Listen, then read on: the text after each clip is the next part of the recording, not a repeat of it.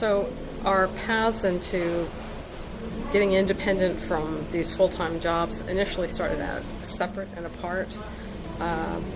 Although we were consulting and working with each other on what each of us individually were doing. What's happened more recently, which is really fun, is that we're working on projects together that are truly projects that have both of our names on them. And so that's been very fun, very rewarding, and the fact that we figured out, yeah, we can actually do this and you know, not drive each other nuts, you know, because that's truly the question of the relationship, personal relationship business model is how do you work together and not just not drive each other nuts, but just get a real kick out of what you're doing. What question was that? You walk the dog and I... Oh, we talk. Yeah, we talk. We do talk. We do a lot of research. If we've got a problem, we tend to go off and research solutions to whoever presents a logical plan. I think that works. I think so. That's probably, yeah. I think we do.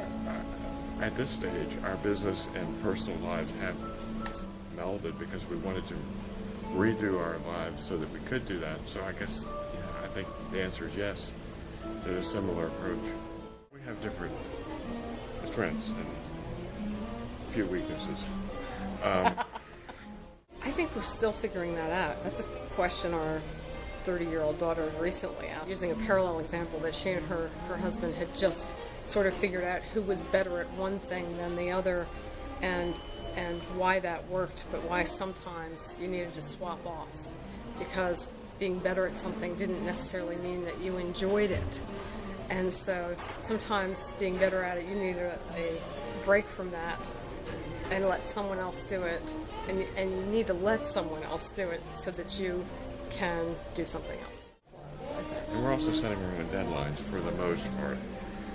That helps. Back during the early consulting days for you, though, the deadlines being set by others, a project deadline, meant that part of the cooperation is we'd end up staying up all night, right, to work together on a project. That wasn't exactly fun, but we did it. So. She's a fiction writer, I think, by what she wants to do and what she does, and I have a hard time writing something that's not concrete and fact-based. And so I think there's a case where, you know, if the travel narrative needs more descriptive text, I think she jumps in, and when there's more research on a fact base, it's probably my strength. So I think David and I are both very good planners, and we point to that as something that has made us successful business people. The logistics, for the most part, are mine. And when I can arrange airport transportation, flights,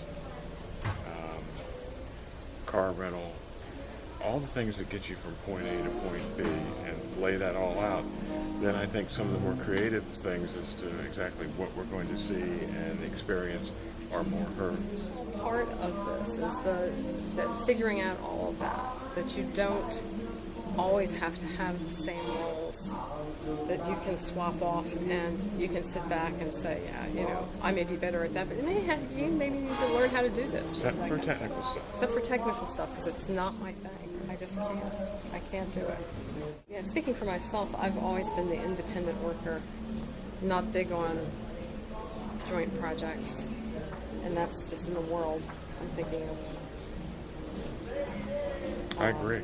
And you two tend to be independent, and so that works really well for us.